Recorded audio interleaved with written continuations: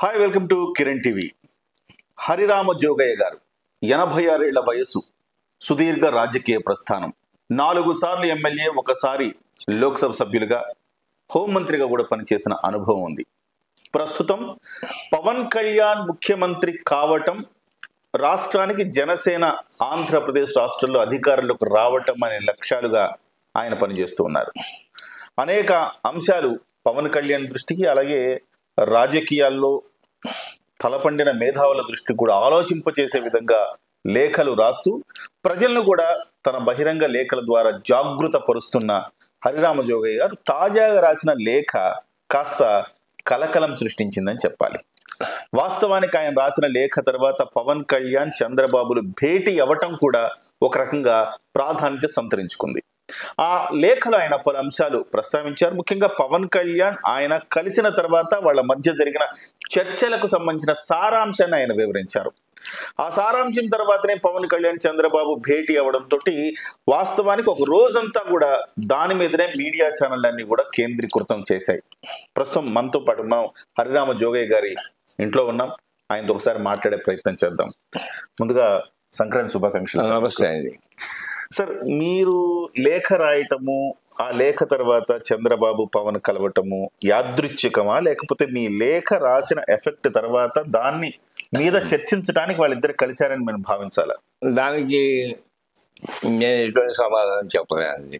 అయితే ఏంటంటే పవన్ కళ్యాణ్ గారు నేను కలిసి మంగళగిరి ఆఫీస్లో 2 గంటల సేపు అనేక విషయాలు చర్చించడం జరిగింది.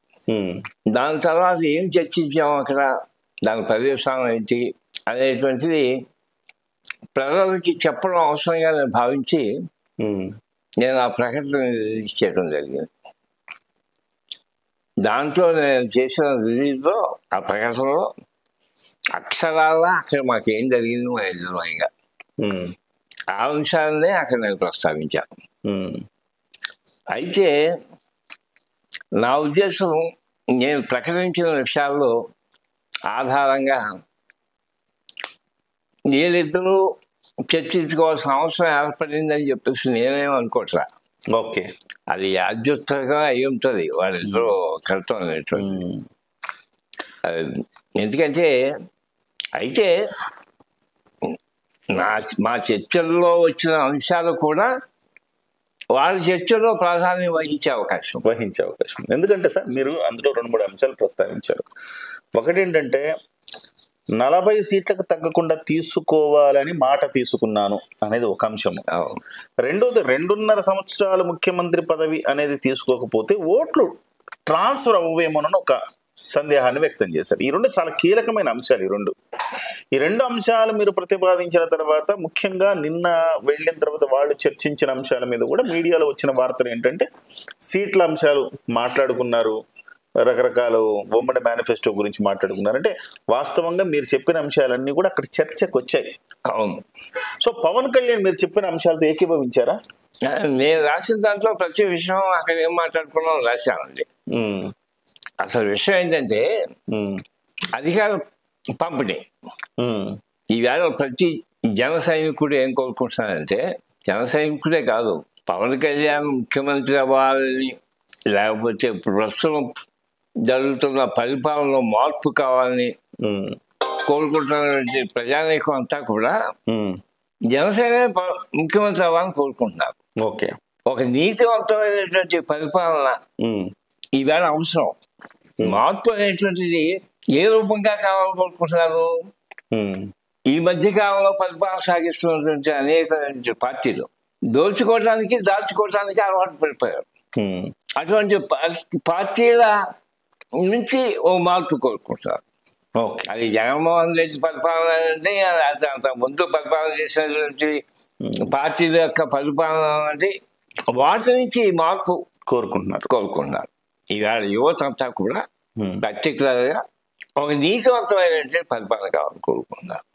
అది పవన్ కళ్యాణ్ వల్లే సాధ్యపడుతుందని కోరుకుంటున్నారు.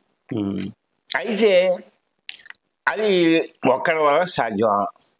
అయితే జనసేన పార్టీ ఒంటరిగా పోటీలోకి వెళ్తే అది సాధ్యమా?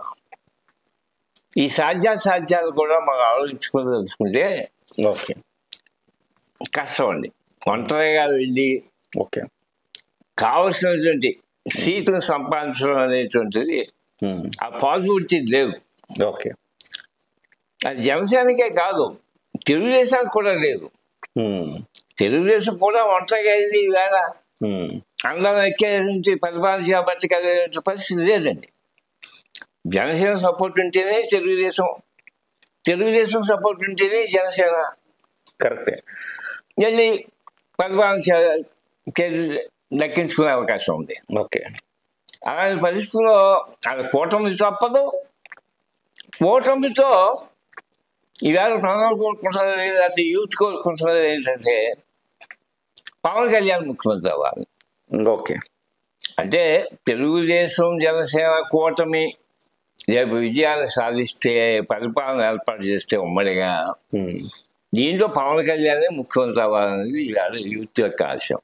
ఓకే సార్, ప్రాక్టికల్గా ఒక్కసారి మనం మాట్లాడుకుంటే ఇప్పుడు ఒక కూటమి చర్చలు జరపాలంటే, మీరు రాజకీయాల్లో దాదాపుగా ఎన్టీఆర్ టైం నుంచి, మీరు అంతకుముందు నుంచే ఉన్నారు రాజకీయాల్లో, మీరు 1972 నుంచి.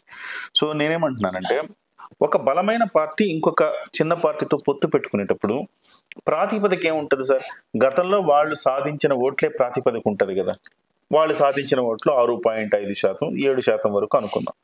7% ఓట్ల ప్రాతిపదికన ఇవాళ చర్చలు జరుగుతాయి తప్ప, ఇవాళ యూత్ కోరుకుంటున్నారు. దీనికి అథెంటికేషన్ ఏంటి? దీనికి ఆధారం ఏంటి? ఆధార సహితంగానే కదా చర్చలు జరుగుతాయి. ఆ విషయం చెప్తా. సరే, ముఖ్యమంత్రి కావాలని కోరుకుంటున్నారు. ముఖ్యమంత్రి విషయం దఫాలుగా పవన్ కళ్యాణ్ గారి యొక్క నూతన ప్రమాణం విన్నది ఏంటంటే, ఈ ముఖ్యమంత్రి పదవి అనేటువంటిది కానీ, లేదా పదవుల యొక్క పంపకాల విషయంలో కానీ ఎలక్షన్ అయిన తర్వాతే మేము నిర్ణయం చేసుకుంటామని, దానికే మేము కట్టుబడి ఉన్నాం అనేటువంటిది పవన్ కళ్యాణ్ గారి దగ్గర నుంచి వస్తున్నారు మాట. ఎలక్షన్ అయిన తర్వాత అంటే ఎవరు ఎన్ని సీట్లు నెగ్గిన తర్వాత ఎవరు ముఖ్యమంత్రి అనే దేశం తీసుకోవాలని అనుకుంటే, అదే సందర్భంలో పవన్ కళ్యాణ్ గారు ముఖ్యమంత్రి అవ్వాలని అనుకుంటే పవన్ కళ్యాణ్ గారి చేతిలో మెజార్టీ ఉండాలి, శాసనసభ్యులు ఉండాలి కదా. ఉండాలి అంటే 150 సభ్యులు శాసనసభ్యులు ఈ మనుషులు అయి ఉండాలి. ఉంటే కదా డిమాండ్ చేసి ముఖ్యమంత్రి కావాలని చెప్పడానికి కానీ ఇవ్వాల్సిన పరిస్థితి ఏర్పడటానికి కానీ అవకాశం ఉంది. అందుకని దీనికి దానికి లింక్ ఏంటంటే, ఎన్ని శాసనసభ సీట్లలో మీరు పోటీ పెట్టదలుచుకున్నారు, ఎన్ని నెగ్గించుకోదలుచుకున్నారు అనేటువంటి దానికి ఈయన ముఖ్యమంత్రి పదవికి లింక్ ఉంది. కరెక్ట్, మీరు చెప్పింది వాస్తవం. అందుకనే మీరు ఎన్ని సీట్లు పోటీ పెట్టదలుచుకున్న దానికి ఇవాళ ఆయన ప్రశ్నించాల్సిన పరిస్థితి వచ్చింది ఎవరిని, పవన్ కళ్యాణ్ గారు. అదే ప్రశ్న నేను కూడా వేసాను మొన్న నేను కలిసినప్పుడు. అయితే ఆయన ఆలోచన చేయట్లేదు అని అంటానికి లేదు, అయినా ఆయన కొన్ని ఇబ్బందులు ఉన్నాయి. ఇబ్బందులు ఏంటంటే, సీట్లు తెచ్చుకోవడం పెద్ద కష్టం కాదు. కరెక్ట్. కానీ నెగ్గించుకోవడం సీట్లు అడిగి 50 సీట్లు తెచ్చుకుని దాంట్లో నెగ్గే అవకాశం లేనటువంటి అభ్యర్థులను పెంచి ముందుకు తీసుకెళ్తే ప్రయోజనం ఏంటి? నెగ్గాలి కదా. వాళ్ళకి కాకుండా మనకు కాకుండా పోతాయి. నెగ్గాలి, వాళ్ళకి కాకుండా మనకు కాకుండా పోతాయి. చివరికి అధికార పక్షానికి మేలు. దీనికి నేను ఆన్సర్ చెప్పలేకపోయాను పవన్ కళ్యాణ్ గారికి. ఆయన అడిగారు ఈ క్వశ్చన్. ఓకేనయ్యా, 50 పేర్లు రికమెండ్ చేసావు, దీంట్లో ఎంతమంది ప్రధాన క్యాండిడేట్లు ఉన్నారు, ఎంతమంది ఆర్థికంగా స్థాపనలో ఉన్న క్యాండిడేట్లు ఉన్నారు, అది లెక్కేస్తే సగం కూడా లేదు దీంట్లో. అలాంటి వారికి నేను సీట్లు ఇచ్చి ఎలాగా మనకే కాకుండా పోతే వాళ్ళకే కాకుండా పోతాయి కదా. కరెక్ట్. దానికి నాకు దగ్గర సమాధానం లేదు. చాలా ప్రాక్టికల్ గా ఆలోచిస్తున్నారు, చాలా ప్రాక్టికల్ గా ఆయన మాట్లాడుతున్నాడు. మాట్లాడేదానికి నాకు అవసరం లేదు. అయితే సార్, నాకు ఒక చిన్న, అంటే అఫ్ కోర్స్ ఇప్పుడు ఆయన ప్రాక్టికల్ గానే ఉన్నారు, కానీ 5 సంవత్సరాలుగా పార్టీని బిల్డప్ చేస్తా ఉన్నారు కదా. 5 సంవత్సరాలుగా పార్టీని బిల్డప్ చేస్తున్నప్పుడు ఒక చిన్న ఫార్ములా నేను గతంలో కూడా అనేక ఈ సామాజిక మాధ్యమాల్లో కూడా చర్చించాను. 13 ఉమ్మడి జిల్లాలు ఉంటే కనీసం 13 ఉమ్మడి జిల్లాల్లో ఒక పెద్ద కుటుంబాన్ని తెచ్చుకోగలిగింది. చాలా మంది ఎదురు చూస్తున్నారు సార్. కోట్ల కుటుంబం, ఆనం కుటుంబం, ఇలాంటి వాళ్ళందరూ వైసీపీలో ఎమ్మెల్యేక, కాంగ్రెస్లో ఎమ్మెల్యేక, ఇటు తెలుగుదేశంలో పోలేక వేవుటి ఎట్లా ఎక్కడికి వెళ్ళాలో అర్థం కాని పరిస్థితుల్లో చాలా మంది పెద్ద పెద్ద కుటుంబాల వాళ్ళు ఖాళీగా రాజకీయాల్లో అచేతనంగా పడిపోయి చివరికి కాంగ్రెస్ తెలుగుదేశం పంచం చేరారు. ఇలాంటి వాళ్ళందరూ తీసుకుని ఉండుంటే ఇవాళ మీరన్నట్టుగా పవన్ కళ్యాణ్ గారు భావించినట్టుగా బలమైన అభ్యర్థులు దాదాపు ఒక 70-80 మంది బలమైన అభ్యర్థులు తయారయ్యేవాళ్ళు. వాళ్ళు ఒక్కొక్క చోట వాళ్ళు గెలవడం కాక ఇద్దరినో ముగ్గురునో గెలిపించుకోగలిగిన సత్తా ఉన్న కుటుంబాల వాళ్ళు ఉన్నారు కాదంటారా? ఆ పద్ధతిలో జనసేన మొదలు నుంచి వెళ్ళాల. కరెక్ట్. ఎంతసేపు పవన్ కళ్యాణ్ తన భావజాలం నచ్చి తనతో కష్టమైన నష్టమైన నడిచి 25 ఏళ్ళు అయినా సరే పర్వాలేదు ఉండగలిగితే ఆ విధమైన రాజకీయం చేయాలని కోరుకుంటున్నారు కానీ మొదటి నుంచి. ఇవాళ నా వెనకాల బలమైన మనుషులు 10 మంది ఎటువంటి కమిట్మెంట్ ఉన్నా లేకపోయినా కూడా తీసుకెళ్దాం మొద్దాం వెళ్ళాలి ఆ విధంగా రాజకీయం చేయడానికి మొదటి నుంచి ఇష్టపడలే.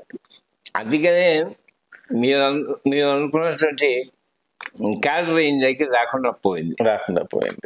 ఈయన దగ్గర కానీ ఇప్పటికి ప్రాక్టికల్ గా అర్థం చేసుకున్నారేమో అనిపిస్తుంది సార్ నాకు. ఇంతకుముందు డబ్బు లేని రాజకీయ డబ్బులు అంటే మరీ డబ్బు లేని రాజకీయాలని ఆయన అనేసరికి ప్రతివాడు మనం డబ్బు లేకుండా రాజకీయం చేయొచ్చు పవన్ కళ్యాణ్ పేరు చెప్పుకొని గెలవచ్చు అనుకుని వచ్చిన వాళ్ళే ఉంటారు. అయితే ఆటోమేటిక్ గా ఈయన స్టార్టింగ్ లోనే 0 బడ్జెట్ అన్నాడు. 0 బడ్జెట్ అంటే మళ్ళీ ఈ మధ్య దానికి క్లారిఫికేషన్ ఇచ్చారు. ఈ మధ్య 0 బడ్జెట్ అంటే ₹1 కూడా ఖర్చు పెట్టకుండానే ఉద్దేశం కాదు నాకు.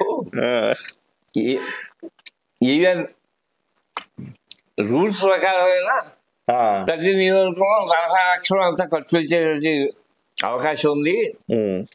కాబట్టి బొత్తిగా రూపాయి లేకుండా మన ఎలక్షన్ వెళ్ళాలని కాదు నా ఉద్దేశం.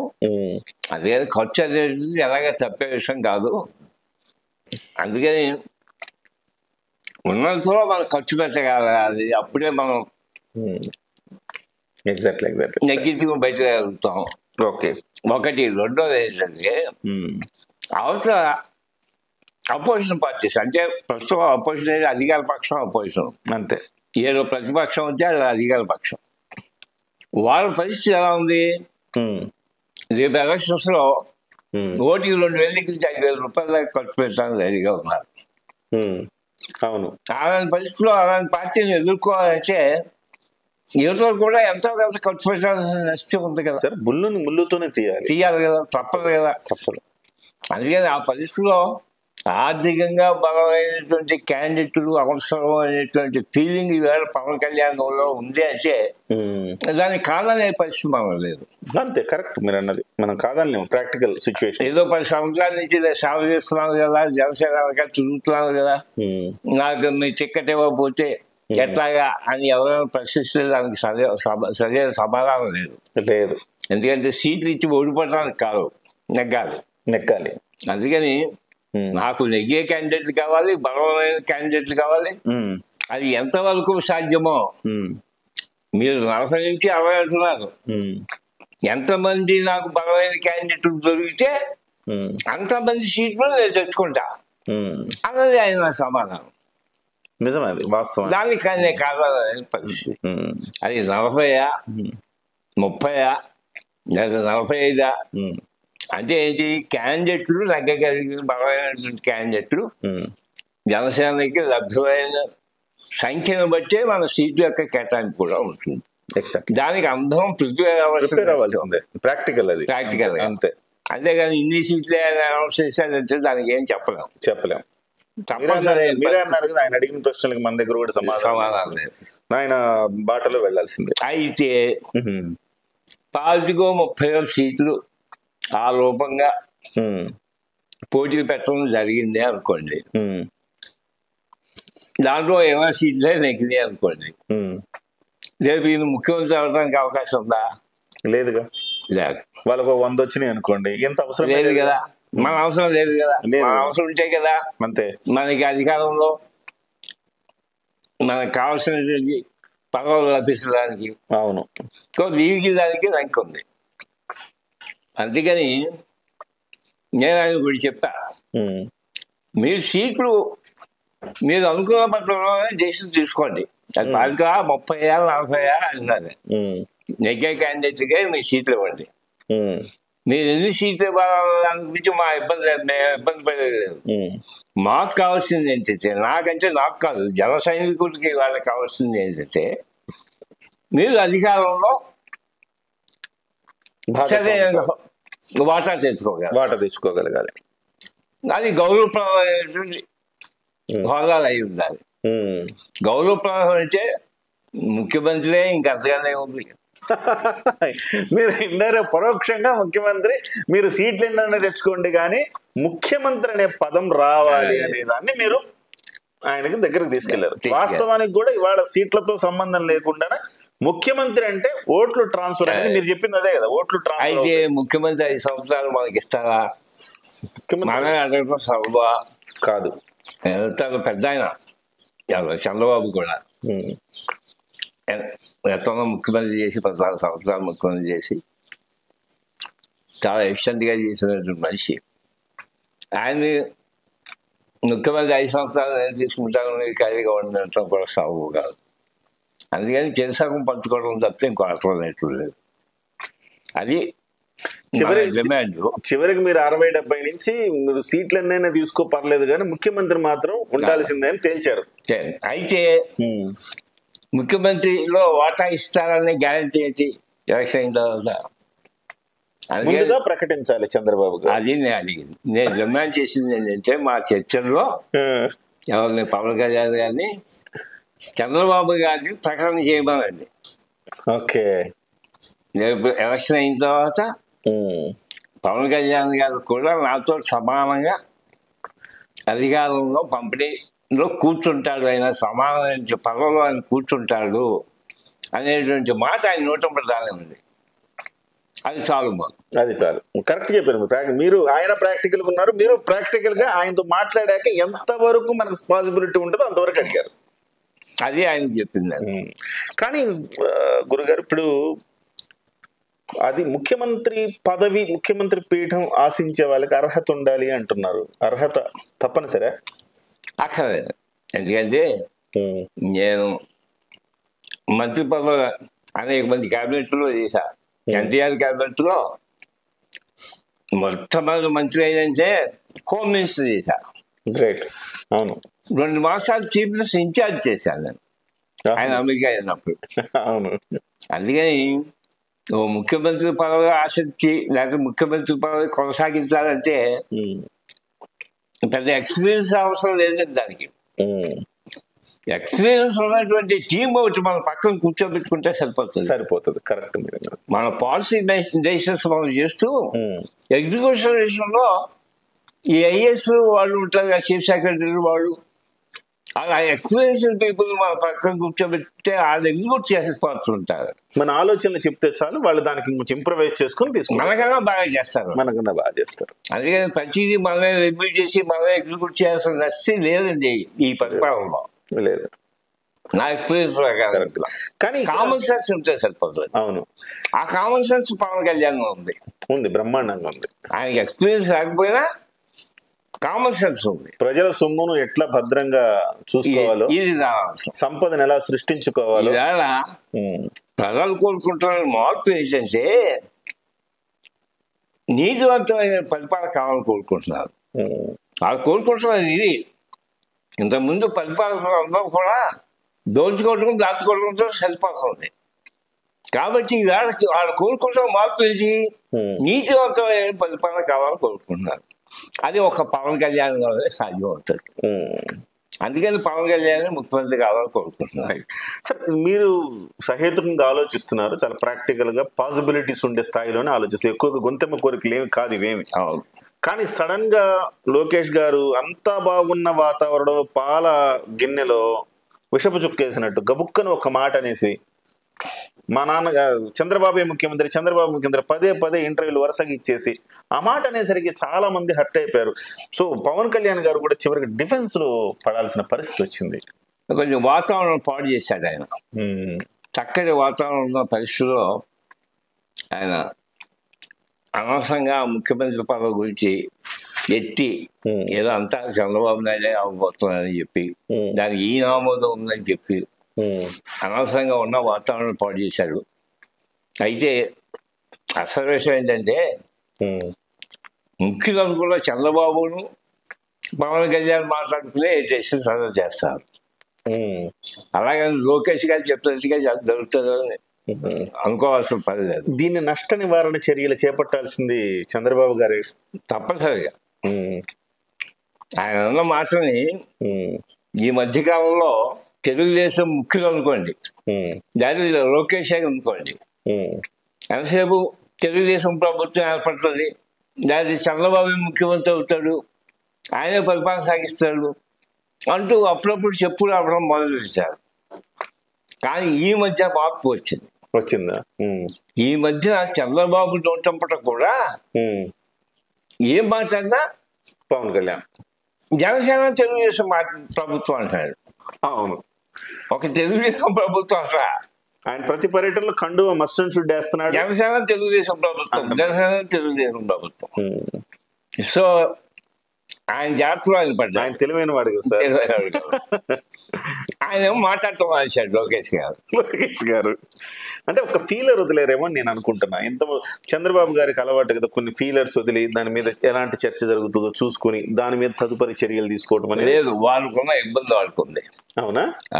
కారణం ఏంటంటే ఇవాళ తెలుగుదేశం కార్యకర్తలు ఏం కోరుకుంటున్నారంటే చంద్రబాబు ముఖ్యమంత్రి అవ్వాలని కోరుకుంటున్నారు. సో వాళ్ళని సాటిస్ఫై చేయడం కోసమని లోకేష్ ఆ మాట అని ఉంటాడు. కానీ దాంట్లో వచ్చే నష్టాలు ఏమిటో ఊహించకుండా అన్నమాట అన్నారు.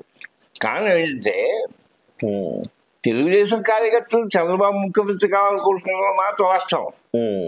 అలాగే జన సైనికులు అంతా పవన్ కళ్యాణ్ ముఖ్యమంత్రి అవ్వాలని అంటాం కూడా వాస్తవం.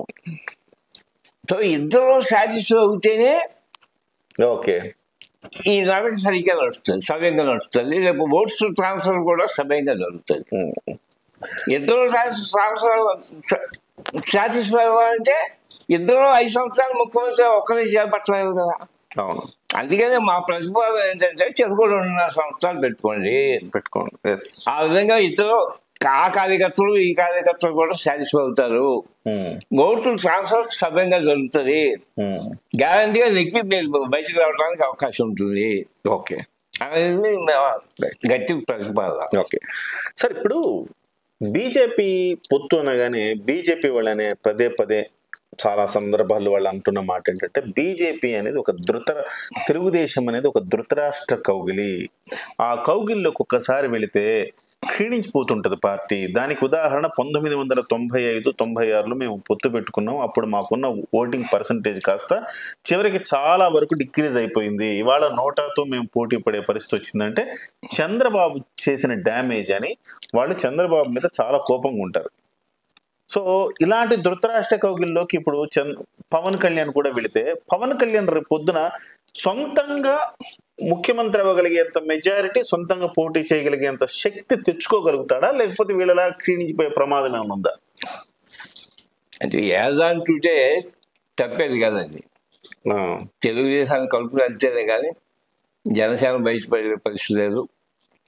అలాగే వాళ్ళు కూడా అంతే చేసుకోగలగా.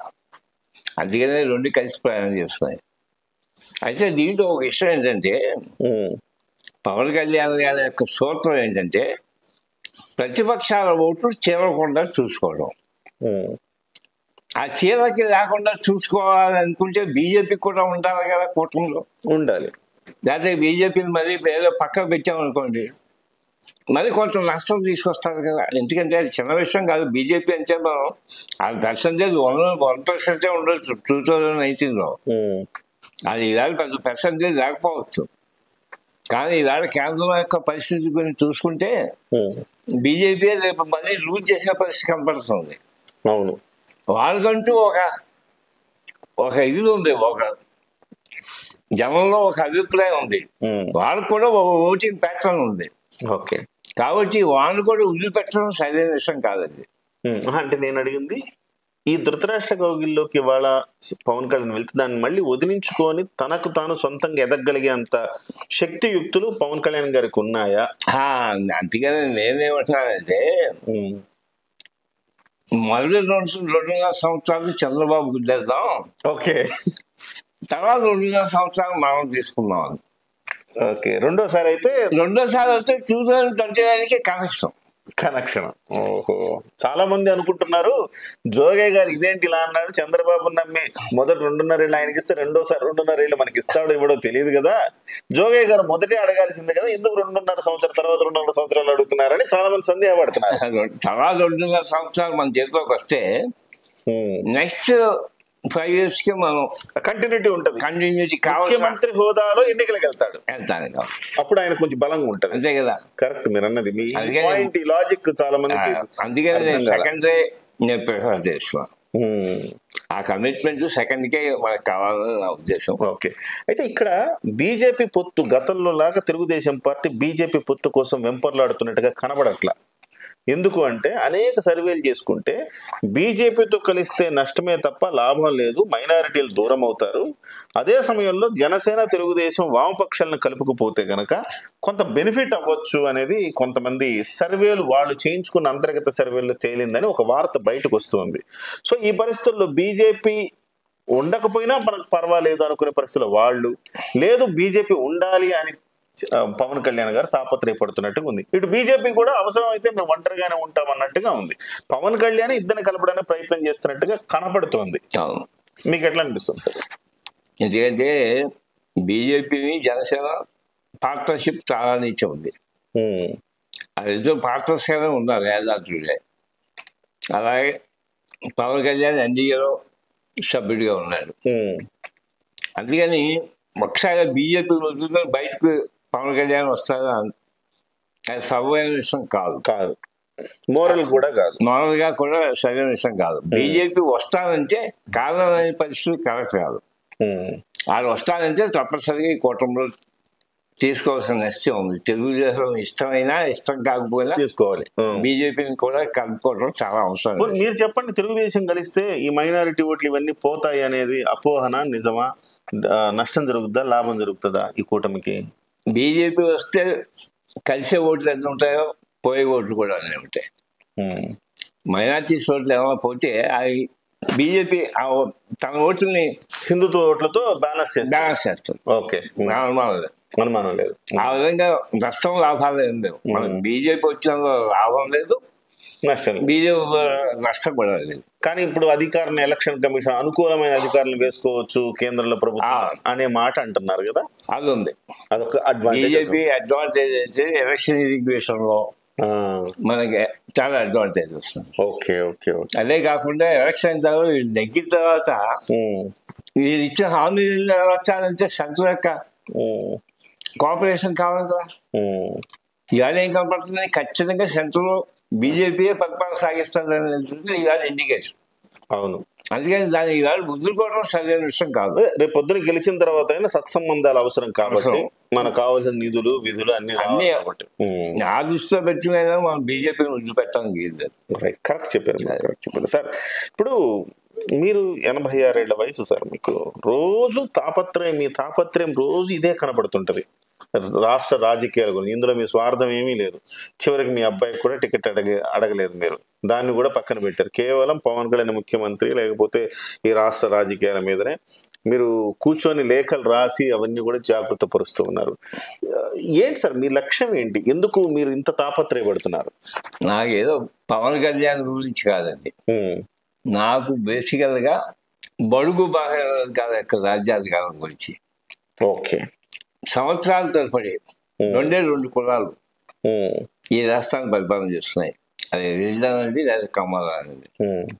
మిగతా ఇవాళ 22-23% ఉన్న కాపుల పరిస్థితి కూడా, అలాగే 50% ఉన్న బీసీల పరిస్థితులు కూడా వాళ్ళకి సేవలు చేయడానికే, వాళ్ళ బానిసలుగా ఉండటానికే ఉపయోగపడుతున్నారు. కానీ వీళ్ళని ఉపయోగించుకునే వాళ్ళు రాజ్యాధికారం దక్కించుకునే వాళ్ళు పరిపాలన సాగిస్తున్నారు. కానీ వీళ్ళకి ఏ విధమైనటువంటి రాజ్యాధికారం లేకుండా చేస్తున్నారు, జరుగుతుంది.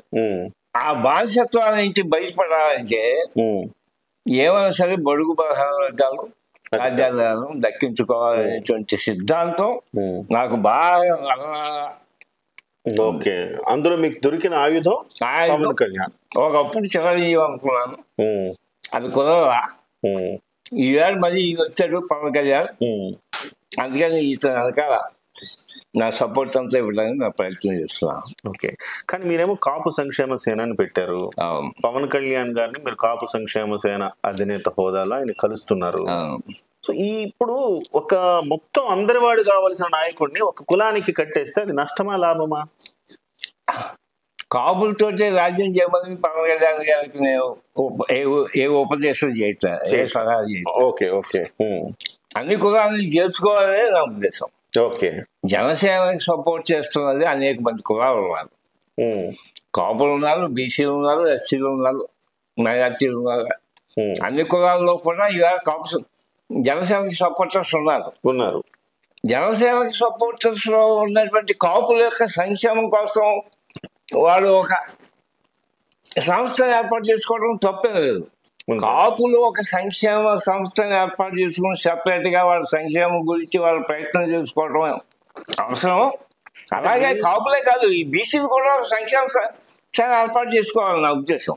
ఓకే ఓకే, ఇప్పుడు జనసేనలో ఉండేటువంటి బీసీలు కూడా ఎస్సీలు కూడా ఓకే సంక్షేమ స్థానాలను వాళ్ళు ఏర్పాటు చేసుకుని వాళ్ళ యొక్క సంక్షేమం గురించి వాడు కూడా.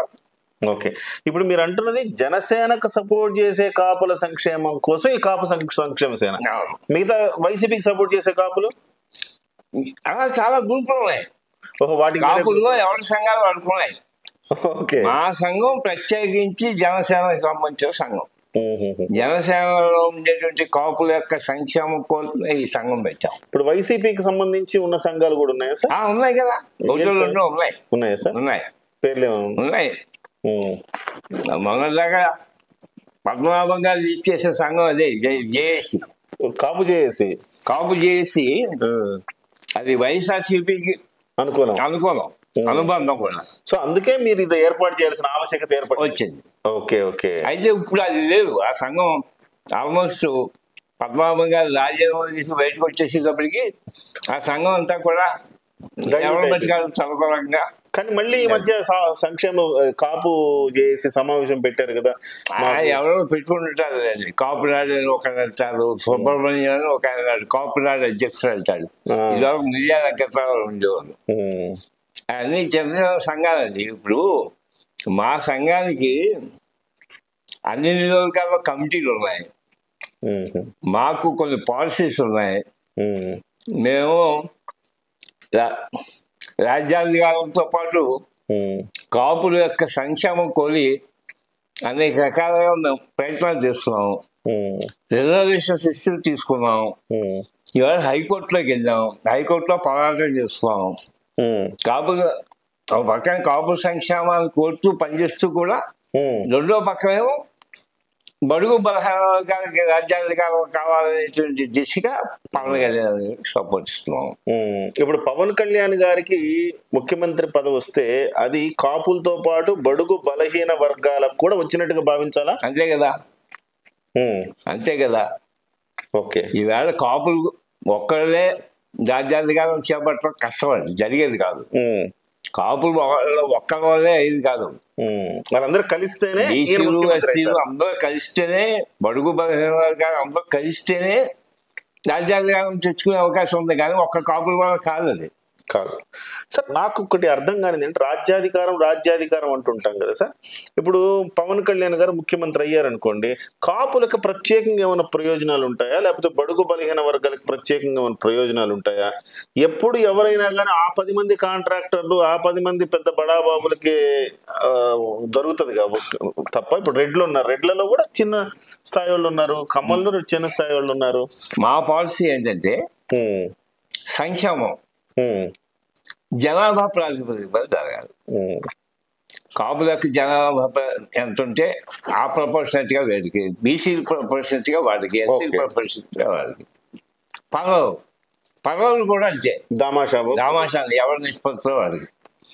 ఒకరికి ఎక్కువ, ఒకటి తక్కువ. రెడ్లకి ఒకరికి ఎక్కువ, రెడ్లకి ఇచ్చేసి, లేదా కమ్మలు వస్తే కమ్మలకి ఇచ్చేసి వాళ్ళు మాత్రం అది ఉండకూడదు. పవన్ కళ్యాణ్ వచ్చినా కానీ అందరికి, అన్ని కులాలకి సమానంగా వాళ్ళ యొక్క జనాభా నిష్పత్తి పంపగాలి. సంక్షేమం కానీ పదవులు కానీ అదే.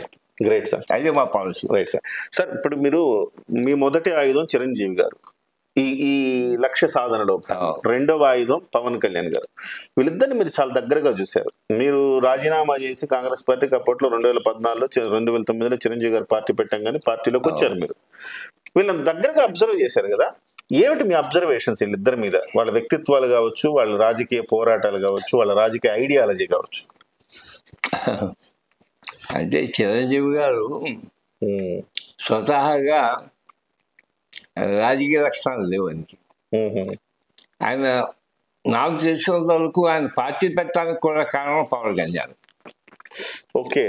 ఆ రోజుల్లో పవన్ కళ్యాణ్ గారు పార్టీ పెట్టాడు,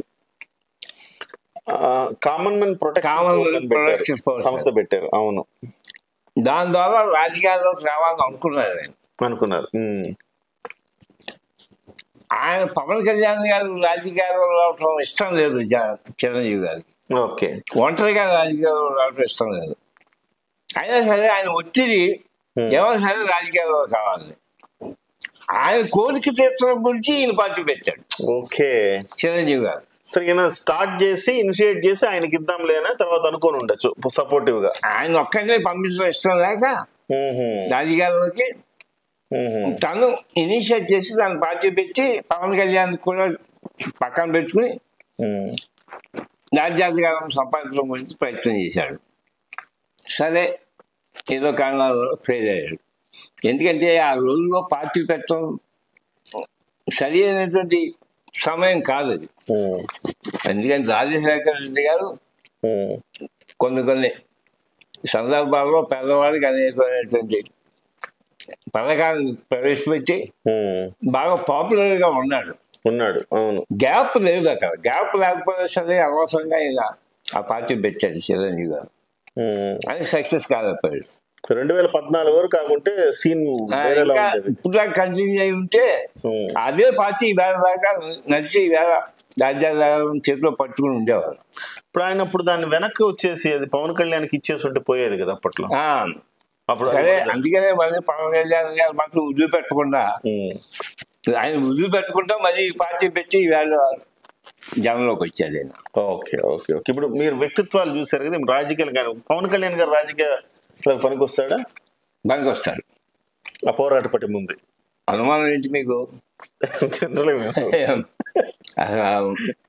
చాలా అంటే ఓ రంగా చెప్పాలంటే చాలా మూర్ఖుడు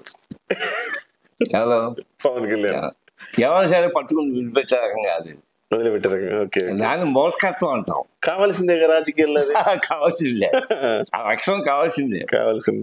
అందుకని వదిలిపెట్టకుండా 2019లో ఫెయిల్ అయినా దాన్ని వదిలిపెట్టకుండా మళ్ళీ ఇవాళ నడుపుతూ తీసుకెళ్తున్నాడు. డెఫినెట్గా 2024లో సక్సెస్ అవుతాడు. అది ఇంకా అవసరం ఇంకో 15 సంవత్సరాలు తీసుకెళ్తాడు. ఇది వదిలిపెట్టే రకం కాదు ఇది. తను అనుకుని సాధించే వరకు మాత్రం వదిలిపెట్టడం. సార్, చివరిగా 2 ప్రశ్నలు మిమ్మల్ని ఎక్కువ ఇబ్బంది పెట్టాను. ఒకటేంటంటే, మీరు చాలా మంది ముఖ్యమంత్రులను చూశారు, ఇన్ఛార్జ్ ముఖ్యమంత్రిగా కూడా పనిచేశారు. మీ బయోగ్రఫీ, మీ పుస్తకం, మీ సుదీర్ఘ రాజకీయ ప్రస్థానాన్ని ఆ పుస్తకాన్ని ఎన్టీఆర్ కూడా అంకితం చేశారు. అంటే మీరు చూసిన ముఖ్యమంత్రుల్లో ద బెస్ట్ వన్ ఎన్టీఆర్ అని అనుకోవచ్చా? అనుమానం ఏంటి? నేను ఆ పుస్తకంలో మార్కులు వేసా. ఓకే. ఏ ముఖ్యమంత్రి ఎన్ని మార్కులు అని.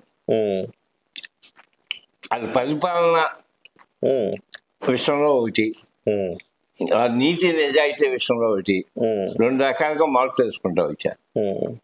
నీతి నిజాయితీ విషయంలో టాప్ మార్క్స్ ఎన్టీ రామారావుకి ఇచ్చా. గ్రేట్. అంతకన్నా నీతి నిజాయితీ ఉన్న ముఖ్యమంత్రి ఎవరు ఈ రోజుకి లేడు. ఏంటది పరిపాలన విషయం డిఫరెంట్. ఆ మార్కుల్లో ఆయన అంత పరిపాలకుడు కాకపోయినా ఆయనకి బాగా చేశాడు. ఆయనకి అనుభవం లేకపోయినా బాగా చేసుకెళ్ళాడు. ఎవరు ఎన్టీ రామారావు ఉన్నంతకాలం బాగా చేసుకెళ్ళాడు. అయితే సార్, ఇప్పుడు పవన్ కళ్యాణ్ నీతి నిజాయితీ అనుకుంటే మనం పవన్ కళ్యాణ్ గారు ఇవాళ ఉన్న నాయకులు దేశంలోని ఏ నాయకుడైనా తన రూపాయి తన జేబులో తీసి పెడుతున్నాడా? ప్రభుత్వాలు చేయాల్సిన బాధ్యత కూడా విస్మరిస్తూ ఉంటే ఆయన వెళ్ళి ఆ బాధ్యత ఆయన డబ్బులు తీసుకెళ్లి ఆలకిస్తున్నారు. మొన్న ఉదాహరణకి మత్స్యకారుల సమస్య ఉంది. మత్స్యకారులు బోట్లు తగలబడిపోతే అది ప్రభుత్వం కదా నష్టపరిహారం ఇవ్వాలి. పవన్ కళ్యాణ్ తన సొమ్ముని తీసుకెళ్లి ఇచ్చారు. పోనీ చంద్రబాబు నాయుడు గారు 40 ఏళ్ల రాజకీయాల్లో ఉన్నారు కదా, రాజకీయాల్లోకి వచ్చాక ఎంతో కొంత సంపాదించుకున్నారు కదా, పక్కన పెడితే ఆయన ఎలా సంపాదించుకున్నారు దాని జోలికి నేను వెళ్ళను, కానీ వెల్ ఆఫ్ ఉన్నారు కదా, ఆయన చేయాల్సిన బాధ్యత ఆయన కంటే ఈయన ముందుకెళ్ళి చేస్తున్నాడు. నాకు తెలిసి దేశంలో ఇంత వితరణ కలిగిన రాజకీయ నాయకుడు మరెవ్వరు లేరని నాకు అనిపిస్తుంది. అందుకనే నీతివంతమైన పరిపాలన ఈ రాష్ట్రానికి రావాలంటే పవన్ కళ్యాణ్ ఒక్కడి వల్లే సాధ్యం అని చెప్పడానికి కారణం. ఈవేళ ఉన్న యాస్పిరెంట్స్ లో ఎవరైనా కానివ్వండి, యాస్పిరెంట్స్ ఎవరైనా కానివ్వండి, ఆ మార్కులు ఒక్క పవన్ కళ్యాణ్ గారికి ఇవ్వగలుగుతాం. అవును, ఇవాళ సరైన మార్పు ఈ రాష్ట్రంలో కావాలంటే ఒక్క పవన్ కళ్యాణ్ ముఖ్యమంత్రి అవ్వాలి, అంతేకాదు మరో ఒకటి కాదు. ఇంత వితరణ చేస్తున్నా కానీ జనం ఎందుకు గమనించి, ఇప్పుడు ఈయన సొమ్ముని తీసుకెళ్లి దానాలు ధర్మాలు చేసి వాళ్ళకి అంటే వాళ్ళ బాధ్యతలకి అండగా నిలుస్తూ ఉన్నాడు. ఒకవైపు ఏనేమో మొన్న సార్ ఒక 14 మందికి వాళ్ళు చనిపోతే వాళ్ళకి ఇన్సూరెన్స్ అని 5 లక్షలు ఒక్కొక్క కుటుంబానికి ఇచ్చాడే. కాళ్ళ మీద పడి మీరు ముఖ్యమంత్రి అవ్వాలయ్యా అని కోరుకున్నారు. అదే సమయంలో ఇటు జగన్మోహన్ రెడ్డి నేనైతే ఇప్పటి వరకు ఆయన రాజకీయాల్లోకి వచ్చినప్పటి నుంచి ₹1 పలానా వితరణ పలానా దానికి డొనేట్ చేసినట్టుగా నేను చూడలేదు సార్. నేను జర్నలిస్ట్ గానే నేను చూడలేదు. ఆయన ఇప్పుడు 2 లక్షల కోట్లు ఇచ్చేసారని జనాలకు చెప్తున్నాడు. ఎవరు సొమ్ము ఇచ్చారు జనం అర్థం చేసుకోలేరా సార్? ఇది ఎందుకు అర్థం చేసుకోలేరు? జనం అంతా తెలియని వాళ్ళు ఈ రోజుల్లో ఎవరు లేదండి. అందరూ చాలా తెలివైన వాడు. అది తాత్కాలికంగా మనం ఏమనుకుంటాం అంటే ప్రభుత్వ సొమ్ము ఏదో తీసుకెళ్ళి అందరూ దానం చేస్తున్నారు ఈయన, కాబట్టి రేపు ఆయన వెనకాలే ఉంటారు వీళ్ళు అని అనుకుంటున్నాం. రేపు అది కాదు, అది జరగబోయేది. ఓకే, ఏం జరిగిందండి తెలంగాణలో? తెలంగాణలో కేసీఆర్ ఇలాగే చేశాడు కదా. ఈయనకున్నంత వ్యతిరేకత అక్కడ కేసీఆర్కి లేదు కదా, ఈయన ఓడిపోయాడు. ఆయన ఓడిపోయాడు కదా. అందుకని ఈ దాన ధర్మాలతోటి, ఈ సంక్షేమ పథకాలతోటి, ఈ ఉచితాలతోటి ఇవాళ లొంగిపోయి జనం కాదు ప్రజలు తీసుకుంటారు ఇచ్చిన వాళ్ళు. అంతేగాని మళ్ళీ ఓటు వేయాల్సి వచ్చినందుకు వాళ్ళ మనసు ఎలా పోతే అలా ఓటేస్తా. నా బాధ అంతా ఇంత వ్యక్తిత్వాన్ని పవన్ కళ్యాణ్ ఉన్నంత ఉన్నత వ్యక్తిత్వాన్ని జనం గుర్తించలేకపోతున్నారే అనిపిస్తుంటది. గుర్తించకపోతే ఆయన ఇవాళ రోడ్డు మీదకి వస్తే 1000 మంది జనం, సభ పెడితే సమావేశం పెడితే లక్షల మంది జనం ₹1 ఖర్చు లేకుండా వచ్చేస్తుంటారు. ఎందుకు వస్తున్నారు? ఎందుకు ఆయన చుట్టూ తిరుగుతున్నారు? వ్యక్తిత్వం అంటే మీకు అనుమానం ఇచ్చే దాంట్లో మరి అది ఓట్ల రూపంలో కాలేదు కదా. నేను బయటకు వచ్చే 10 మంది రాదు. ఈవేళ చంద్రబాబు నాయుడు ముందు ఒక్కరిని 10 మంది బయటకు వచ్చిన ఎంతమంది వస్తారో కనుక్కున్నా. పోగు చేయకపోతే వాళ్ళు ఎవరికి రా దేశంలో నాకు తెలిసి ఏ నాయకుడు కూడా బయటకు వస్తే స్వచ్ఛందంగా వచ్చే వాళ్ళు ఎవరు ఉంటారు? తరలించాలి ఒక్కొక్కరికి. అది ఒక్క పవన్ కళ్యాణ్ సాధ్యం. రైట్ సార్, ఇప్పుడు మీలాంటి ఉన్నత రాజకీయ విలువలు ఉన్న నాయకులు మేము ఎప్పుడు మా చర్చల్లో, మా ఛానల్లో చర్చల్లో కూడా చెప్తూ ఉంటాం, మచ్చలేని నాయకుడు నిజాయితీగా ఆయన రాజకీయ జీవితంలో ఉన్నంత వరకు నిజాయితీగా ఉన్నారు. మీ వారసత్వాన్ని ఎందుకు ముందుకు తీసుకురావట్లేదు? వాళ్ళకి ఆసక్తి లేకనా, మీకు ఇష్టం లేకనా? నా కొడుకులు అంతా పొలిటీషియన్స్ అండి. 5 కొడుకులు, 5 పొలిటీషియన్స్. అలాగని చెప్పి 5 నాకు ఏదో పవర్స్ కావాలని కొనుక్కునే రకాలు కాదు, కానీ వాళ్ళతో మాట్లాడటం మొదలు వచ్చా నాకన్నా ఎక్కువ తెలివితేటలో మాట్లాడుతుంటారు. అలాంటి వాళ్ళు రావాలి, జనబాహుళ్యం చెప్తున్నా. అందుకని అదేం కాదు. దాంట్లో నా 4th son మొదటి రాజకీయాలు అంటే ఎక్కువ అతనికి, ప్రకాష్ బాబుకి. అయితే నేను పని కట్టుకుని అసలు ఏదో ప్రమోట్ చేద్దామని నా ప్రయత్నం ఎప్పుడు చేయలేదండి. ఎందుకంటే ఒకటి చేస్తే ఎవరు అవ్వరు, వాళ్ళగా వాళ్ళు అవ్వాలి. అందుకని అవకాశం ఎప్పుడు వస్తుందో అసలు ఎప్పుడు అవ్వగలుగుతారో అదే ఇంకా అదృష్టానికి ఉంది. ఈ అంశం పవన్ కళ్యాణ్ వద్ద చర్చకి రాలేదు ఇప్పుడు? అంటే ఆయన అడుగుతారు. నేను అడిగితే అతనికి పిఎస్సి మెంబర్, నేను అడిగితే ఓకే ప్రకాష్ బాబుని పిఎస్సి మెంబర్ చేశాడు ఆయన. ఓకే, నేను చెప్తే ఇవ్వరా, ఆయనే ఇచ్చాడు అతనికి. ఓకే. అందుకని మా ప్రకాష్ బాబు తక్కువడేం కాదండి, నాకన్నా పరిచయాలు ఎక్కువగా ఉన్నాయి అవును, ఈ జిల్లాలో కూడా, నాకన్నా ఎక్కువ పరిచయాలు ఉన్నాయి ఏంటండి. కరెక్ట్. చూద్దాం అతని అవకాశం ఎలా ఉందో ఏ రంగా. అయితే ఒకటి మాకున్న మైనస్ పాయింట్స్ ఏంటంటే ఆర్థికంగా పూర్వం, అది మాకున్న మైనస్ పాయింట్స్. నిజాయితీగా రాజకీయాలు ఉన్నారు కాబట్టి ఇక నా టైంలో సాగిపోయింది. సహజం. అంతే, మీ టైంలో రాజకీయాల్లో ఇంతంత డబ్బులు అసలు డబ్బులు పంపకాలు లేవు కదా. ఖర్చు వచ్చే పరిస్థితి రాకపోయినా నేను నెక్కుంటా వచ్చాను. కరెక్ట్. అది ఇప్పుడు కుదరదు, కుదరదు, ఇప్పుడు కుదిరే పరిస్థితి లేదు. చాలా చాలా వాస్తవం చెప్పారు సార్. ఫైనల్ గా మీరు ఆంధ్రప్రదేశ్ ప్రజలకు మీరు ఇచ్చే సందేశం ఏంటి? ఈ రాక్షసుల యొక్క కోణం నుంచి బయటకు ఈ రాష్ట్రాన్ని తీసుకురావాలి, అది నేను కోరుకుంది. అయితే అందరినీ కలిపి ఒకేసారి కొట్టలేం. అందుకని ఒకరిని ఉపయోగించుకుని ఒకరిని కొట్టాలి, ఇంకోరిని ఉపయోగించుకుని ఇంకోరిని కొట్టాలి. ఆ రకంగా అయినా సరే ఇవాళ కలితే రేపైనా మొత్తం ఇది జరగాలి. ప్రక్షాళన జరగాలి, నీతివంతమైన పరిపాలన కావాలి. అది నేను కోరుకున్నాను. Right. Thank you so much sir. నమస్కారం, ధన్యవాదాలు సార్. మీద నీతివంతమైన పరిపాలన రావాలి అంటే సమాజంలో పరిపూర్ణమైన ప్రక్షాళన జరగాలి. అది ఒక రోజులోనో ఒక ఎన్నికతోనో జరిగేది కాదు, దానికి కొంత సుదీర్ఘ కాలం పట్టే అవకాశం ఉంది. ఆ దిశగా అడుగులు వేయాలంటే నిజాయితీ పరులను ఎన్నుకోవాలి.